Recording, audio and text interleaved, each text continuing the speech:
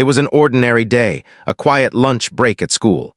James had left work early, eager to spend a few precious moments with his daughter, Maya. She was in middle school now, and it felt like time was slipping through his fingers faster than he could keep up. Every day, the world seemed to get a little bit more complicated, a little more difficult to navigate. But today was supposed to be simple, just a lunch. Just a quick moment to see his little girl and share a meal with her at school, nothing more. Or so he thought. As he walked toward the schoolyard, he noticed how warm the sun was, how the sky was a perfect shade of blue. He could hear the laughter of kids playing, the clatter of trays in the cafeteria. For a split second, everything felt normal. Everything felt like it should. Maya was sitting with her friends near the playground, her face lighting up when she saw him approach. She waved excitedly, calling out to him as he stepped closer. "Dad," she called, her voice full of joy. The kind of joy that only a child could have when seeing her parent unexpectedly at school. It wasn't every day that James got to surprise her in this way. He smiled back, and for a brief moment the world seemed to fade away. The chaos, the weight of everything that had been building in his life, none of it mattered. It was just him and his daughter reunited for a simple lunch. He waved back and jogged over to her, the warmth of the moment settling into his bones. He could hear a few of her friends laughing as he neared, and they all greeted him with friendly smiles. He greeted them back, trying to keep the mood light. After all, he wasn't here for anything complicated. He was just here to spend time with Maya. But there was something in the air that felt off. He couldn't quite put his finger on it, but there was an unease, an undercurrent of tension that he couldn't shake. As he sat down next to Maya, he noticed that the other kids seemed unusually quiet. A few were sneaking glances at him, and then quickly turning their attention back to their conversations, almost like they were trying to pretend he wasn't there. He brushed it off at first. Kids were kids, after all. But then something strange happened. Maya, usually so full of life and chatter, seemed to shrink a little, her words becoming more measured, more reserved. "Everything okay?" James asked, trying to break through the silence. Maya smiled weakly, her eyes shifting nervously to her friends. "Yeah, Dad, everything's fine." But James could tell there was more she wasn't saying. She wasn't laughing like she usually did. She wasn't telling her usual stories about school. There was something weighing on her, something that had shifted in the atmosphere of the schoolyard, and James could feel it. He followed her gaze across the yard, and that's when he saw them. Two boys standing off to the side near the basketball courts. They were staring right at him. It wasn't the innocent kind of staring kids sometimes do when they see someone new. This was different. It was cold, deliberate, and calculating. They weren't just looking at him. They were sizing him up, waiting for something. James tried not to make a big deal out of it. Kids could be weird sometimes, and they were probably just curious. But the more he tried to ignore them, the more the feeling in his stomach twisted. There was something about the way they stood there, just watching, that unsettled him. Maya's voice broke through his thoughts, her words soft but heavy with something James couldn't quite decipher. "Dad," she said quietly, "let's just eat, okay?" Her tone was urgent, almost pleading, and it made the hairs on the back of his neck stand up. What was going on? Why was she so anxious? Why did she seem so guarded? He opened his mouth to ask more, but before he could, one of the boys stepped forward, slowly, deliberately. He didn't approach directly. He seemed to circle them like a predator, as though he was waiting for the right moment to strike. The boy didn't even look at Maya as he walked up. His eyes were fixed on James. There was a sneer on his face, a look of superiority that made James's blood run cold. Without even a hint of politeness, the boy called out, his voice dripping with sarcasm. "Hey, who's the black guy?" The words hit James like a slap to the face. He froze. For a moment, he couldn't believe what he had just heard. Did this kid really just ask that question, so casually, so carelessly in front of everyone? His heart raced, and he felt the anger begin to build inside him. The words, the casual cruelty, they were like a dagger aimed straight at his dignity. But this wasn't just about him. It wasn't even about the boy who had spoken the words. This was about his daughter. James's mind raced. He could feel the heat rising in his chest, the tension growing with every second that passed. Maya, sensing the shift, looked up at him. Her face was a mixture of shock and resignation. She had heard it too, and the look in her eyes told James everything he needed to know. She wasn't surprised. She wasn't shocked. She had been on the receiving end of this kind of treatment before, probably more times than he even realized. For a brief moment, James didn't know what to do. He was filled with a mix of anger, disbelief, and a deep, aching sadness. This wasn't how things were supposed to be. This wasn't how he had envisioned raising his daughter. He had always tried to shield her from the ugliness of the world, to protect her from the hate he knew was out there. But now it was here, and it was real. The boy didn't wait for an answer. He just kept going, his voice growing louder. "You sure about that? A black man with a kid in this school? What's that all about?" His words were cruel, and they were meant to hurt. And they did. James stood up, his fists clenching at his sides. He wanted to shout, to confront the boy with everything he had. But as the boy stood there, smirking, surrounded by his friends, James could feel a wave of helplessness wash over him. He had faced racism before. He had known the sting of ignorant remarks, the quiet judgments of strangers who saw his skin color and saw something less than human. But now, standing in front of his daughter, it felt like something deeper. This wasn't just a random act of ignorance. This was the kind of hate that had been taught, passed down through generations, like a poison in the bloodstream of society. "Stop it," Maya said, her voice trembling with a mix of anger and fear. "Just leave us alone." But the boy wasn't finished. "Leave you alone?" he said, laughing. "Nah, you're the one who doesn't belong here." James's mind raced. He didn't know what to do, what to say. He could feel the weight of the moment pressing down on him. He could feel the eyes of the other kids in the schoolyard, their stares like daggers. Some were watching out of curiosity. Some were laughing. But most of them were just silent. They weren't stepping in. They weren't stopping the boy. They were letting it happen. And in that silence, James realized the truth. This wasn't just about a single confrontation. It wasn't just about a single boy or a single schoolyard. This was the harsh reality of what his daughter was facing. It was the reality of living in a world where hate and ignorance were allowed to fester, unchecked. Where the voices of the oppressed were silenced, ignored, or drowned out by the noise of the powerful. In that moment, James knew one thing for sure. This wasn't just his fight anymore. It was his daughter's fight. It was a fight they were going to have to face together. And it wasn't going to be easy. As the boy continued to taunt him, James had to make a choice. Should he walk away, take Maya, and pretend it didn't happen? Or should he stand his ground? Should he fight back, not just for himself, but for his daughter, for the future, for everyone who had ever been made to feel less than they were? His fists clenched tighter, his body shaking with the weight of the decision. But as he looked down at Maya, who was staring up at him with wide eyes, he knew there was only one choice he could make. He couldn't let this moment pass. He couldn't let the boy's words or the silence of the crowd define them. He had to stand. He had to fight. The tension in the schoolyard was unbearable. The moment felt like it was frozen in time. James was standing tall now, his body rigid, his fists clenched. The boy with the phone who had started all this was still holding it out in front of him, the red dot of the recording light flashing. The sound of the crowd murmuring, the whispering voices of the students around him, only made the moment more surreal. Everything felt magnified, every second stretching into eternity. And yet, in the back of his mind, James knew this wasn't just a fleeting incident. This wasn't just some moment of teenage rebellion. This was a reflection of something much larger, something that had been simmering beneath the surface for far too long. The boy's taunting continued. "You think you're better than us? What, just because you have a kid in this school, you think you have a right to be here? You're just a freak." His words were venomous, meant to wound, meant to hurt. The crowd around him seemed to hang on his every word, some laughing, others looking uncomfortable, but no one stepping in. No one standing up to stop it. James's heart was racing. He could feel the anger building inside him, the desire to lash out, to fight back. But that wasn't the answer, not here, not now. He looked at Maya, who was standing just behind him, her face pale with shock. She was trying to stay strong, trying to hold back the tears, but James could see the hurt in her eyes. This wasn't just about him anymore. This was about her, his little girl, the person he had sworn to protect from the ugliness of the world. The boy was still smiling, still mocking them when Maya spoke. "Dad, don't, please, let's just go," she whispered. Her voice trembled, barely above a whisper. But there was something in the way she said it, something in the desperation of her plea, that made James pause. Could he just walk away? Could he take Maya and leave, pretending this wasn't happening? He knew what the right answer was.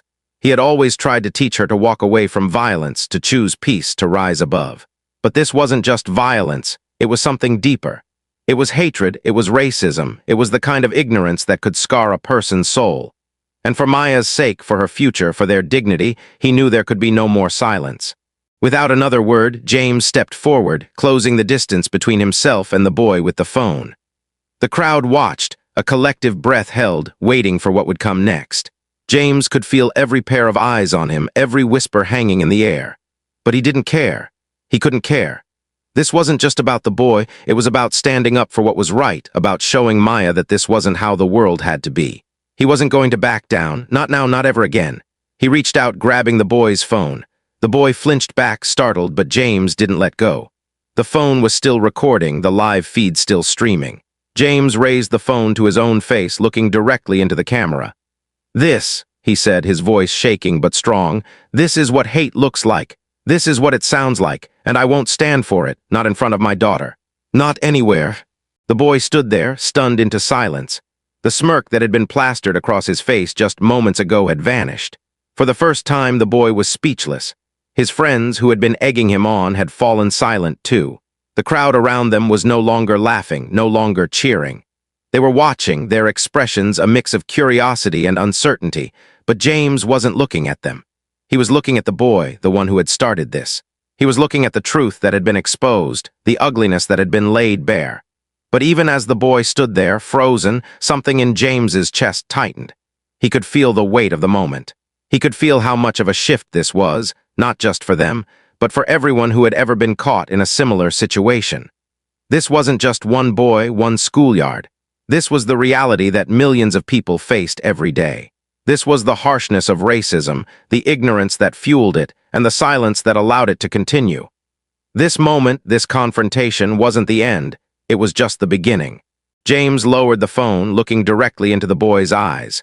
"You think this is funny?" he asked, his voice low, his words heavy with emotion. "You think you can just walk up to someone, talk to them like they're less than human just because of the color of their skin?" The boy didn't answer. He couldn't, he was caught, he had nowhere to hide. But before James could say anything more, a familiar voice cut through the tension. "What's going on here?" The principal, of course. James turned to see the school principal standing at the edge of the schoolyard, flanked by a couple of teachers. They had finally noticed. They had finally come to intervene, but it was too late. The damage had already been done. The racism, the hate, it was out in the open for everyone to see. The principal took a step forward, his eyes darting between James, the boy, and the gathered students. I'll take care of this," the principal said, his voice shaky, but James wasn't looking at him.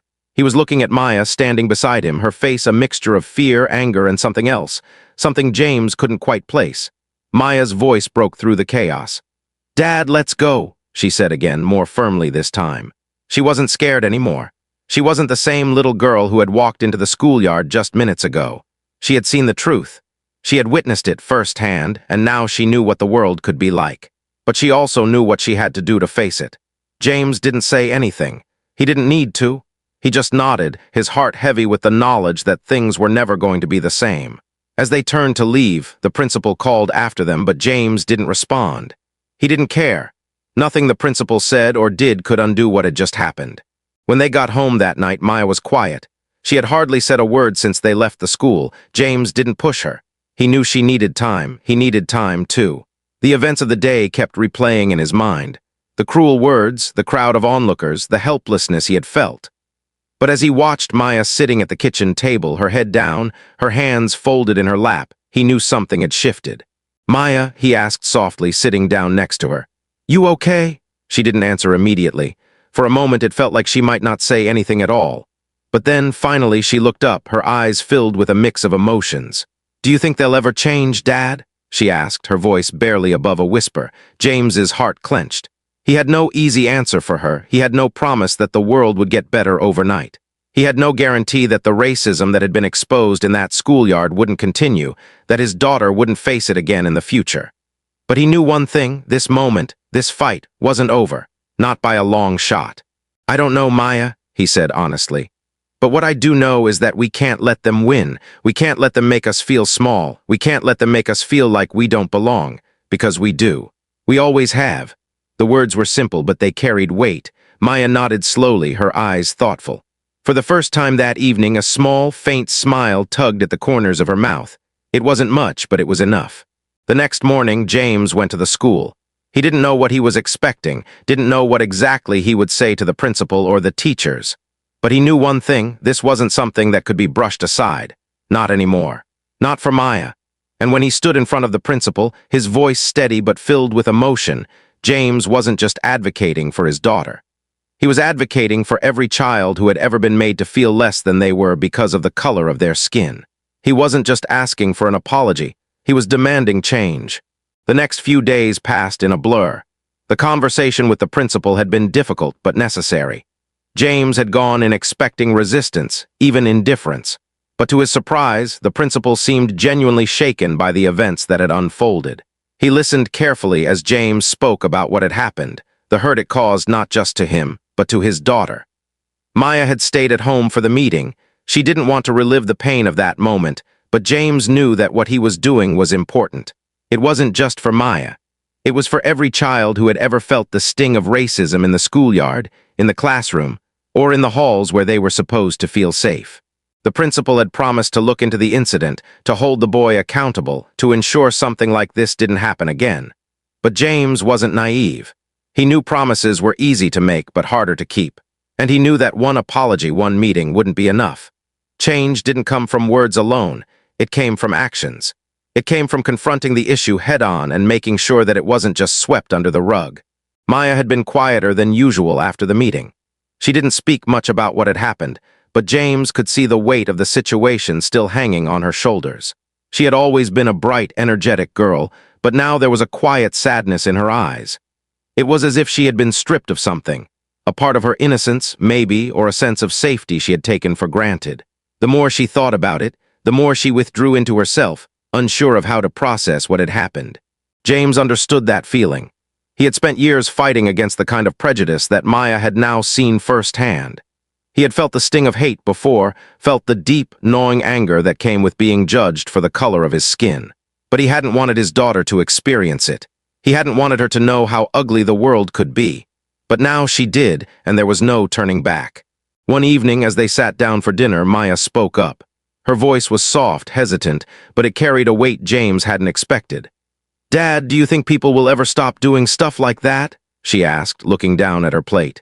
"Will it ever change?" The question caught James off guard, but he didn't hesitate in answering. He put down his fork, his eyes meeting hers. "I don't know, Maya, I really don't, but I do know that we have to keep fighting. We have to keep speaking out, even when it's hard, even when it feels like nothing is changing." Maya looked up at him then, her eyes filled with a mixture of determination and exhaustion.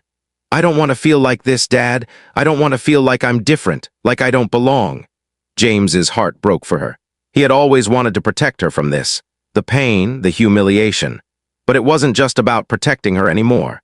It was about teaching her to stand up for herself, to speak out against injustice, to keep fighting even when the world told her to be quiet. "You belong, Maya," he said firmly.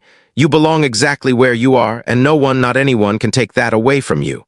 The words felt like they should be enough, but they weren't. Not yet. Not for Maya, not for James.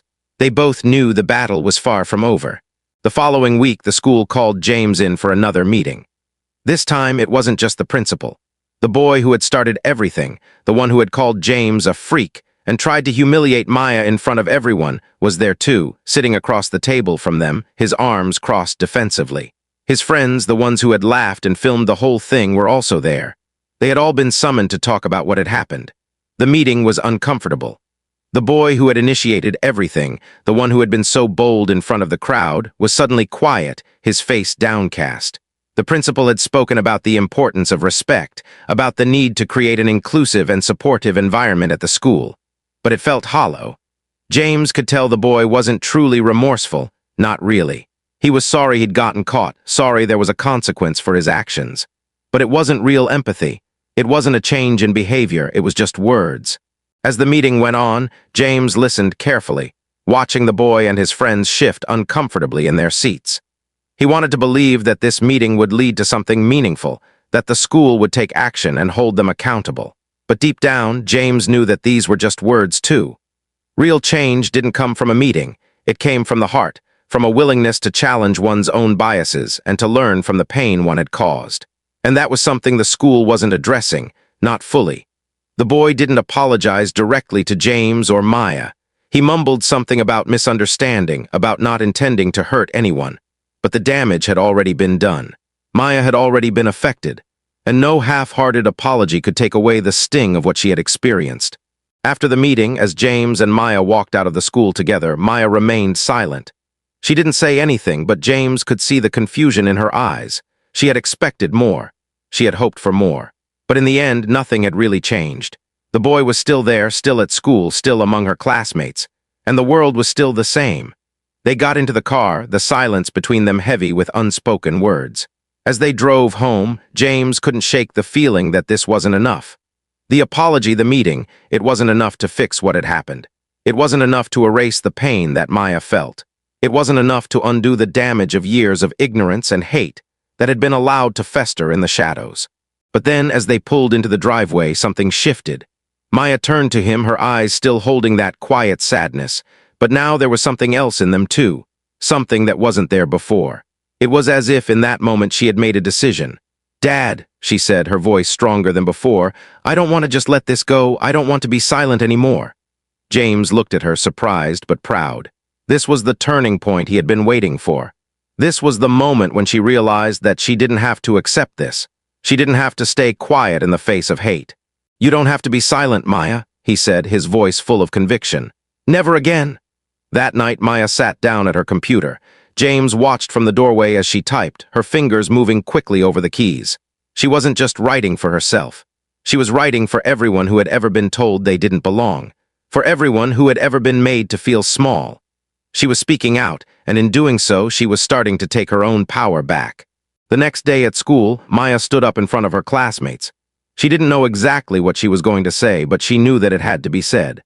And as she spoke, as she shared her story, James felt a sense of pride swell in his chest.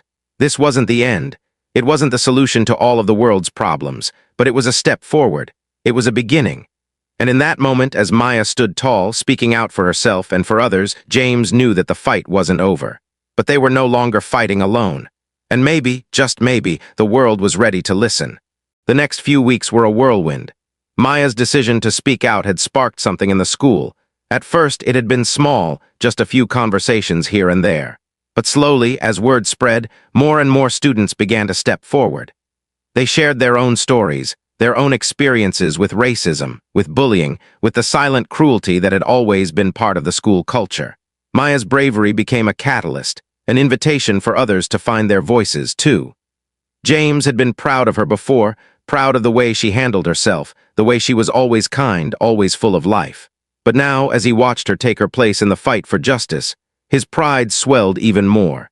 This wasn't just about standing up for herself anymore. This was about standing up for everyone who had ever felt oppressed, everyone who had ever been made to feel like they didn't belong. Maya had become a voice for the voiceless, a beacon of hope in a world that desperately needed it.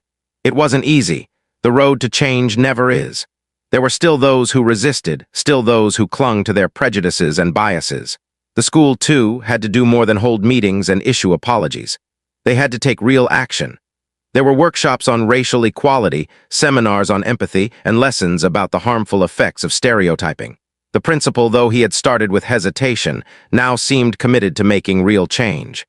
But James knew that the real work, the hard work, wasn't just in those meetings. It was in the hearts and minds of the students.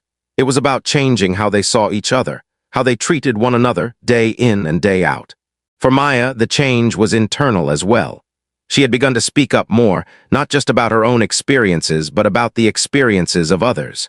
She was no longer the quiet, unsure girl who had been afraid to confront the hate she had seen in the schoolyard.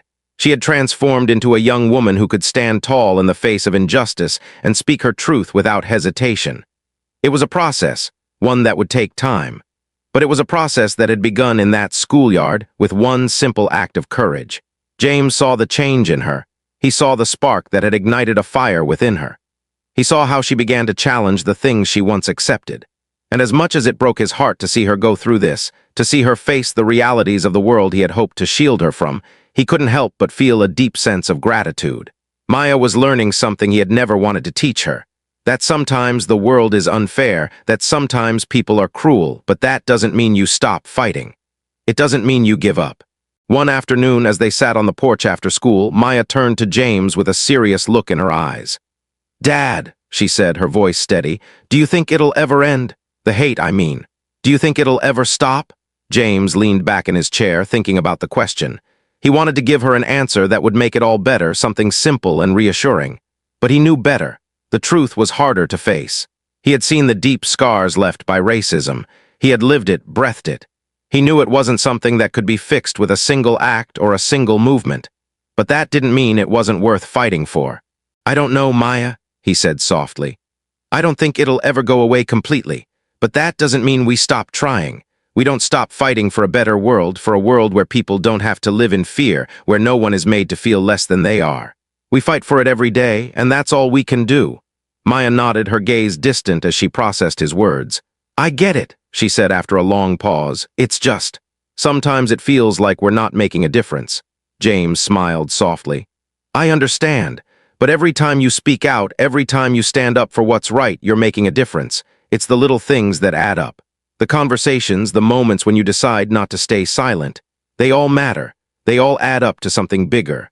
Maya smiled back, the weight on her shoulders easing just a little. She didn't have all the answers. She didn't know what the future would bring or whether racism would ever fully disappear. But she knew one thing: she would keep fighting. She would keep speaking out no matter how hard it was. And in doing so, she would keep changing the world one voice at a time. A few months later, the school hosted an assembly. It wasn't just another assembly about rules or grades. This one was different. It was about racism, about the importance of standing up for others, about creating a school where everyone could feel safe. Maya was invited to speak, to share her story in front of the entire student body. It wasn't easy. Her heart raced as she stood at the front of the room, looking out at the faces of her peers, some of whom had never heard her story before. But as she spoke, she felt a sense of calm wash over her. She spoke with confidence, with passion, telling them about the day her father had stood up for her, and how that moment had changed everything. She spoke about the hurt she had felt, the fear she had carried, and the strength she had found in herself. And as she finished, she looked out at the crowd, her eyes meeting those of the students who had once looked at her with disdain. And in their eyes, she saw something different now, something that told her they were listening. They were learning. It wasn't the end of the fight, it wasn't a perfect world, but it was a start, it was a beginning. The world, James knew, might never fully change. But Maya had found her voice, and in doing so, she had made a difference. And in that moment, James realized something he hadn't fully understood before. Change doesn't come from silence. It comes from speaking out, from standing up, from refusing to let hate win. Change comes from the courage to face the ugliness in the world and to keep fighting for what's right.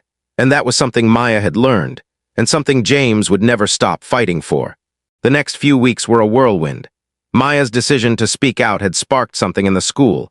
At first, it had been small, just a few conversations here and there. But slowly, as word spread, more and more students began to step forward. They shared their own stories, their own experiences with racism, with bullying, with the silent cruelty that had always been part of the school culture. Maya's bravery became a catalyst, an invitation for others to find their voices, too. James had been proud of her before, proud of the way she handled herself, the way she was always kind, always full of life. But now, as he watched her take her place in the fight for justice, his pride swelled even more. This wasn't just about standing up for herself anymore. This was about standing up for everyone who had ever felt oppressed, everyone who had ever been made to feel like they didn't belong. Maya had become a voice for the voiceless, a beacon of hope in a world that desperately needed it. It wasn't easy. The road to change never is. There were still those who resisted, still those who clung to their prejudices and biases. The school, too, had to do more than hold meetings and issue apologies. They had to take real action. There were workshops on racial equality, seminars on empathy, and lessons about the harmful effects of stereotyping. The principal, though he had started with hesitation, now seemed committed to making real change. But James knew that the real work, the hard work, wasn't just in those meetings. It was in the hearts and minds of the students. It was about changing how they saw each other, how they treated one another, day in and day out. For Maya, the change was internal as well. She had begun to speak up more, not just about her own experiences, but about the experiences of others. She was no longer the quiet, unsure girl who had been afraid to confront the hate she had seen in the schoolyard. She had transformed into a young woman who could stand tall in the face of injustice and speak her truth without hesitation. It was a process, one that would take time. But it was a process that had begun in that schoolyard with one simple act of courage. James saw the change in her. He saw the spark that had ignited a fire within her. He saw how she began to challenge the things she once accepted. And as much as it broke his heart to see her go through this, to see her face the realities of the world he had hoped to shield her from, he couldn't help but feel a deep sense of gratitude. Maya was learning something he had never wanted to teach her. That sometimes the world is unfair, that sometimes people are cruel, but that doesn't mean you stop fighting. It doesn't mean you give up. One afternoon, as they sat on the porch after school, Maya turned to James with a serious look in her eyes. "Dad," she said, her voice steady, "do you think it'll ever end? The hate, I mean. Do you think it'll ever stop?" James leaned back in his chair, thinking about the question. He wanted to give her an answer that would make it all better, something simple and reassuring. But he knew better. The truth was harder to face. He had seen the deep scars left by racism. He had lived it, breathed it. He knew it wasn't something that could be fixed with a single act or a single movement. But that didn't mean it wasn't worth fighting for. "I don't know, Maya," he said softly. "I don't think it'll ever go away completely. But that doesn't mean we stop trying. We don't stop fighting for a better world, for a world where people don't have to live in fear, where no one is made to feel less than they are. We fight for it every day, and that's all we can do." Maya nodded, her gaze distant as she processed his words. "I get it," she said after a long pause. "It's just, sometimes it feels like we're not making a difference." James smiled softly. "I understand, but every time you speak out, every time you stand up for what's right, you're making a difference. It's the little things that add up. The conversations, the moments when you decide not to stay silent, they all matter. They all add up to something bigger." Maya smiled back, the weight on her shoulders easing just a little. She didn't have all the answers. She didn't know what the future would bring or whether racism would ever fully disappear. But she knew one thing: she would keep fighting. She would keep speaking out no matter how hard it was. And in doing so, she would keep changing the world one voice at a time. A few months later, the school hosted an assembly. It wasn't just another assembly about rules or grades. This one was different. It was about racism, about the importance of standing up for others, about creating a school where everyone could feel safe. Maya was invited to speak, to share her story in front of the entire student body. It wasn't easy. Her heart raced as she stood at the front of the room, looking out at the faces of her peers, some of whom had never heard her story before. But as she spoke, she felt a sense of calm wash over her. She spoke with confidence, with passion, telling them about the day her father had stood up for her, and how that moment had changed everything. She spoke about the hurt she had felt, the fear she had carried, and the strength she had found in herself. And as she finished, she looked out at the crowd, her eyes meeting those of the students who had once looked at her with disdain. And in their eyes, she saw something different now, something that told her they were listening. They were learning. It wasn't the end of the fight, it wasn't a perfect world, but it was a start, it was a beginning. The world, James knew, might never fully change. But Maya had found her voice, and in doing so, she had made a difference. And in that moment, James realized something he hadn't fully understood before. Change doesn't come from silence. It comes from speaking out, from standing up, from refusing to let hate win. Change comes from the courage to face the ugliness in the world and to keep fighting for what's right. And that was something Maya had learned, and something James would never stop fighting for. As the story of Maya and James unfolds, it serves as a powerful reminder of the importance of standing up against hate, of speaking out for what's right, and of never letting injustice go unchecked. This isn't just their story. It's the story of millions of people across the world who face racism, discrimination, and prejudice every single day. What are we willing to do to change this? How many more stories do we need to hear before we take action? The truth is, we can't wait for change to happen on its own. We have to be the change. We have to speak out, even when it's uncomfortable. We have to fight for a world where everyone belongs. So ask yourself, what will you do? Will you stay silent, or will you speak up? Will you stand with those who are oppressed, or will you turn away? The choice is ours, and the time to act is now. Maya's voice had not just echoed through the school that day, but also resonated deeply with people outside its walls. What started as a simple, powerful act of standing up for herself began to ripple across the community. People started talking, teachers, parents, students, all began questioning the systems, the unwritten rules that allowed racism to fester in the spaces they considered safe. The fight wasn't easy. Change never is. But with each conversation, with each brave soul willing to speak out, the foundation of ignorance that had once stood strong began to crack. Maya's courage became an inspiration not just in the school, but in their community, igniting sparks of hope and action in others. Maya began receiving invitations to speak, first at local community events, then at national youth summits. She was still the same girl, but now she was armed with a new sense of power. one that came from knowing her own voice could move mountains. As she stood on those stages, her heart would race, but her words, strong and unwavering, would reach out and touch people in ways she had never imagined. Each speech, every opportunity to stand before a crowd, added to her confidence. She wasn't just sharing her pain, she was sharing a message of resistance, of survival, and of never allowing anyone to silence you. The journey of advocacy was no longer just her father's fight. Now it was hers too. James, too, found himself called into action. He had always been a figure of strength for Maya, but now he was stepping up as a mentor in his own right. He began volunteering at a community center, mentoring young men who had been through similar struggles, helping them understand that their worth wasn't defined by the color of their skin. His wisdom, his experience, and his belief in change was something these boys began to grasp, as they too started to find their voice. Just as Maya was empowering herself, James was helping others empower themselves. It was a full-circle moment, a legacy of advocacy, strength, and solidarity growing beyond just one family. As Maya grew stronger, James watched with a mix of pride and reflection. He couldn't help but think back to that moment in the schoolyard, the moment he had felt so helpless. He had been determined to protect his daughter from the hate he knew existed in the world. But now, he realized, it wasn't just about shielding her from that hate. It was about teaching her how to confront it, how to speak out against it, and how to show others the importance of standing in solidarity with those who were oppressed. Maya was no longer just his daughter. She was a beacon of change, lighting the way for others. The duo of father and daughter became a symbol of resilience in their community. One evening, they found themselves at a rally, standing side by side, holding a banner that read, "Justice for All." They were just two faces in a sea of people, but the power of their unity, of their shared experiences, shone brightly among the crowd. In that moment, they knew they were not just fighting for their own dignity, but for the dignity of everyone who had been silenced, ignored, or marginalized.